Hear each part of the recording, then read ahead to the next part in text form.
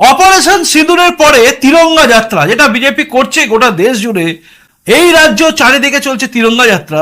ফলত তৃণমূল বুঝে গেছে যে তাদের দিন খারাপ আসছে, তাই বিভিন্ন দিকে বিভিন্নভাবে তারা আক্রমণে নামছে। না না, এই আক্রমণ ফিজিক্যালি নয়, এই আক্রমণ হচ্ছে ভার্বালি, মানে মুখে মুখে তারা কিন্তু চারিদিকে বলা শুরু করে দিয়েছে এবং অপপ্রচারও শুরু করে দিয়েছে।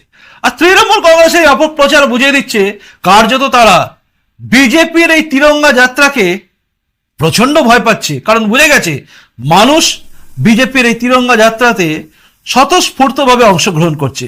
দেশ বিদেশ সব জায়গায় চর্চিত হচ্ছে নরেন্দ্র মোদীর নাম, কারণ অপারেশন সিঁদুর করে তিনি বুঝিয়ে দিয়েছেন যে হ্যাঁ, ভারত আজকে আস্তে আস্তে যে জায়গায় যাচ্ছে সেখানে গিয়ে ভারতবর্ষ জগৎ সভায় শ্রেষ্ঠ আসন লাভে। আর তাই মনে হয় ভয় পাচ্ছে তৃণমূল। কেন বলছি, কি জন্য বলছি, কেনই বা বলছি, এই রাজ্যে তৃণমূল কংগ্রেস খুব চিন্তায় আছে। সব নিয়ে শুরু করা যাক এই মুহূর্তের রুদ্রবার্তা।